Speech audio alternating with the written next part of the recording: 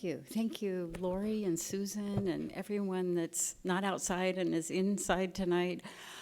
And Lori, for this question, which seems to be like, one, a question that's haunted me, I think, my whole practice, but feels especially urgent and prescient right now to think about what are our forms of making and what forms of making do we need to have the voices we need to have. And so Emily and I had not met actually until about an hour and a half ago, but we did mutual, I think, internet sleuthing, spy work, and I was really thrilled to, one, find your work, but it also sent me into, I have to say, a bit of a crisis. Because I was thinking about, and very humbled by looking at your work, maybe this will be the start of our later conversation, thinking about how I think in many ways what you do models something. And I realize I've had 30 years of practice that are based in metaphor and analogy. And while they have many enactments within them, they don't model in the same making way. And so I'm looking forward to that conversation. And then before I get started, I wanted to also say that there are so many forms for making.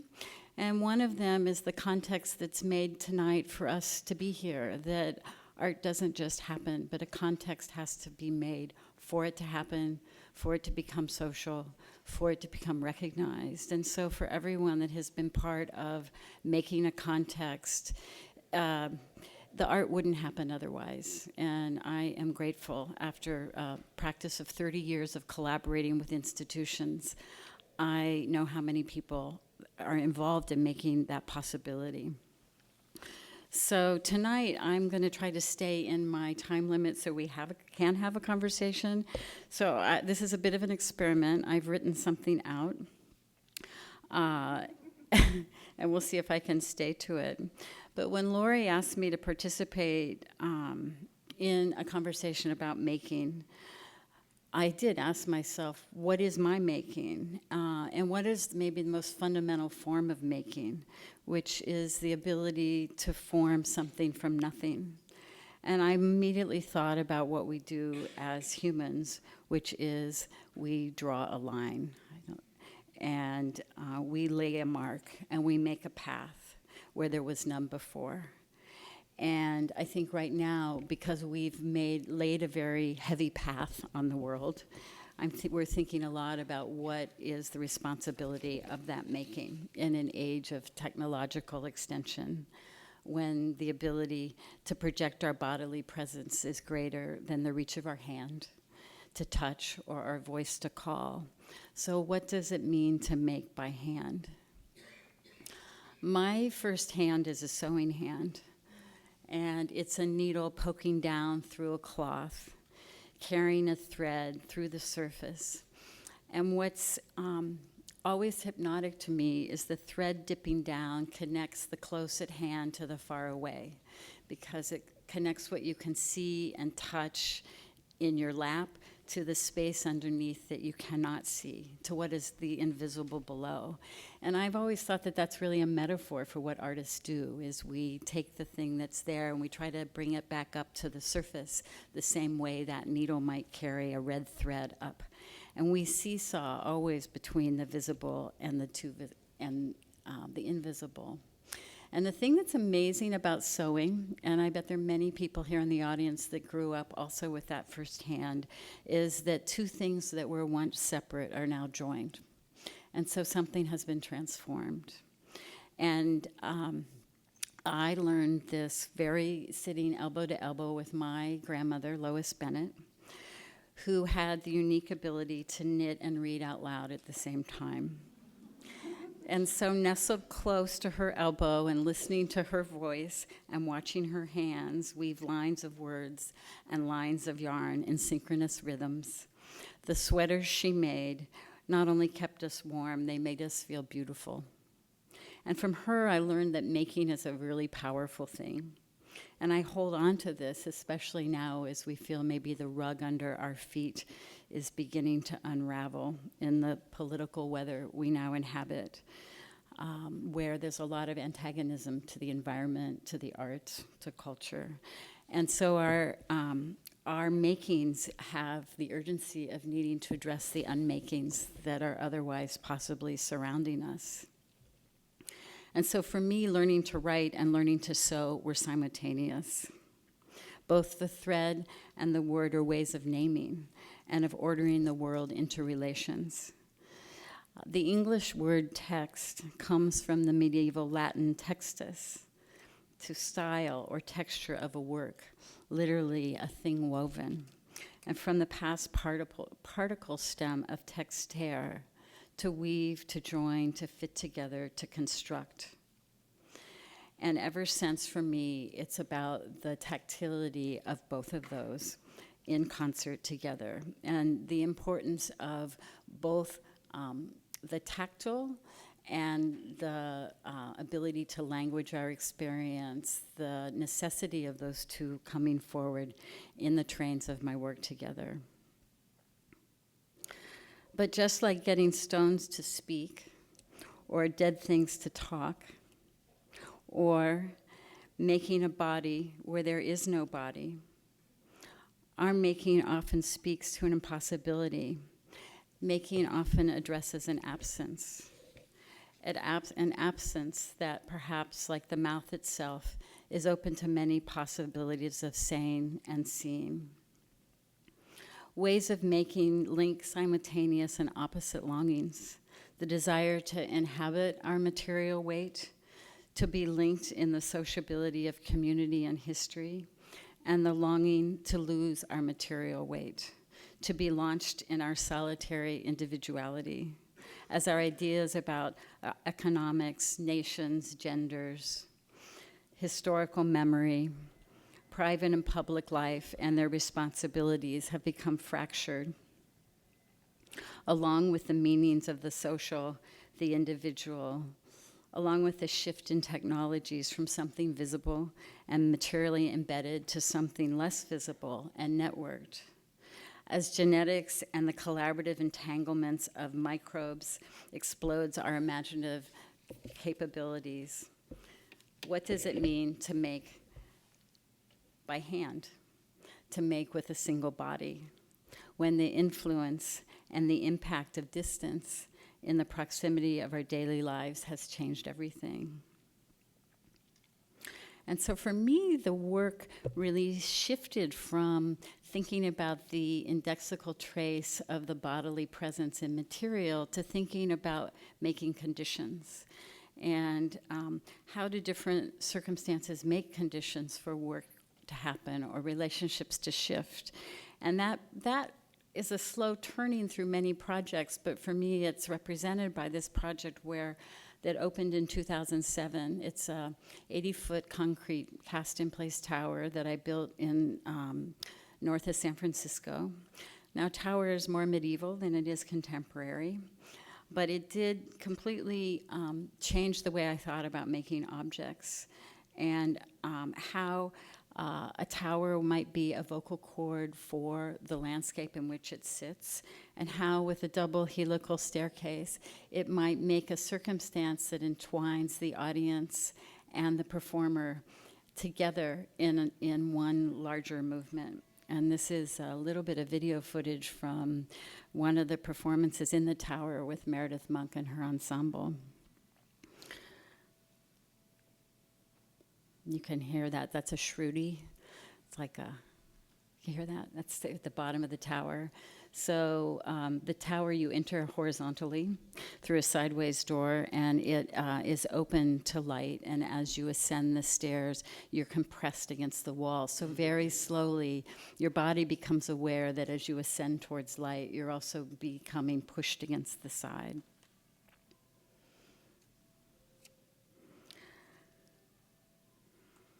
And that led really almost through projects in other countries and other forms, but it did lead into my thinking about civic space and social space. And I think we need a little more audio here. Yeah. Can we bring that up a little bit? I was asked to do a project in the Armory in New York it's a whole city block. And I had this idea that I would like to read to New York City. And I thought, like, because reading is intimacy.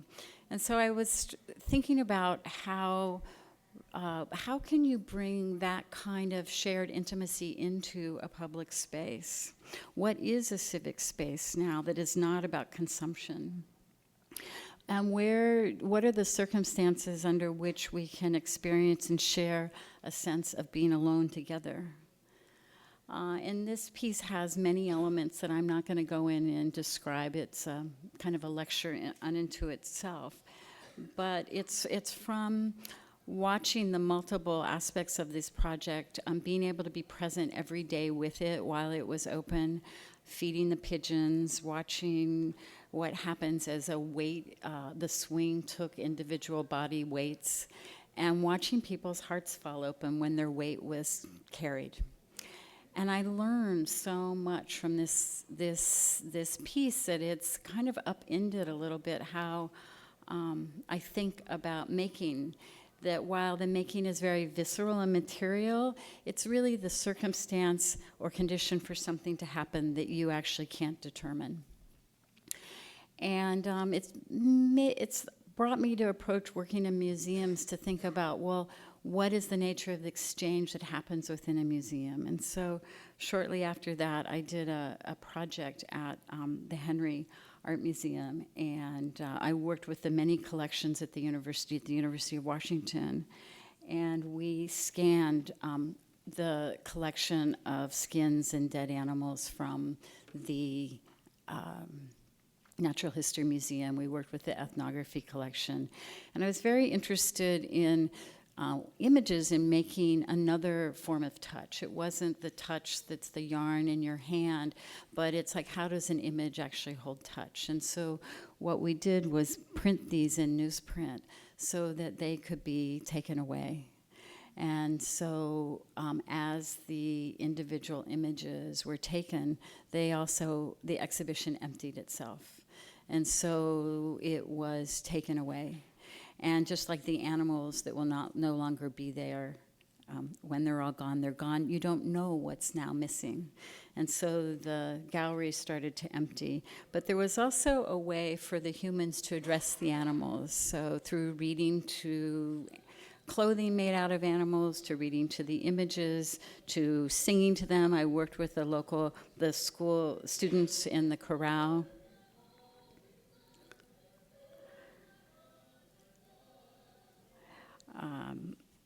And there was a way to actually leave your image. And so, I have 5 minutes left? Oh, okay. You guys can all help me. And you could leave your image by being photographed, but rather than having a membrane behind you, it was in front of you. So Aristotle is the one that wrote that touch is common to all species. And what I found through this process of scanning the animals and actually photographing the people is that both of them showed perhaps what I would call their vulnerable underbellies. And so touch comes forward in the form of an image. And this really, again, has turned my work. That the social process of exchange, I never thought of myself as a portrait photographer, but I have now photographed thousands of people, and we actually just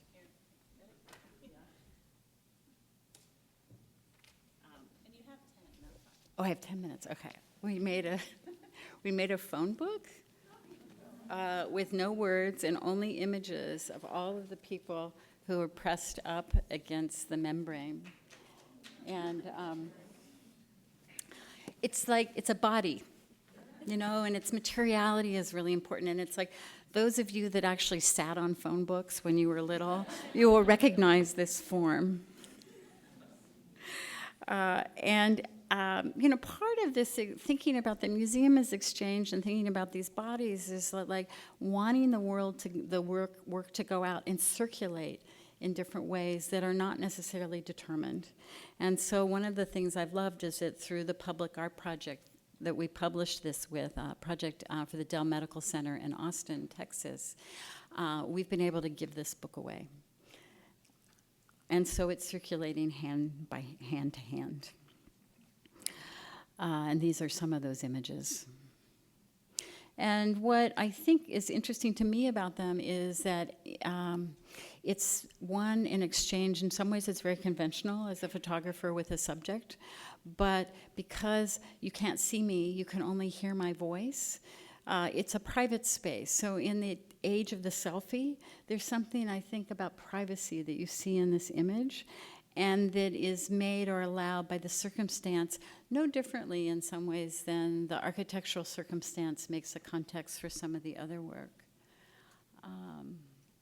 It's allowing oneself to be vulnerable and the kind of strength that comes from that. And here's some images from the book. These were printed in Wisconsin with, I found someone who prints yellow pages. And they became quite involved with it. And so I love, too, that the circumstances of making that I think are very important for me to explore is to be able to work in different scales, like to meet the giganticism, to meet the volume of something like the Armory, which I would be happy to have a building like that every year, because I like really big spaces, but to also think about the democracy of the book and the way it circulates and wanting to work in both. And I just want to kind of bring this sort of survey of the work actually to a close by talking about not the thread part, but the language part, and that how reading is actually a form of making, and that it's a thread like literally the textile thread that runs through the work. This is actually just a little video of walking across a library floor that I did at The Ohio State University, which weaves 3 different historical texts together.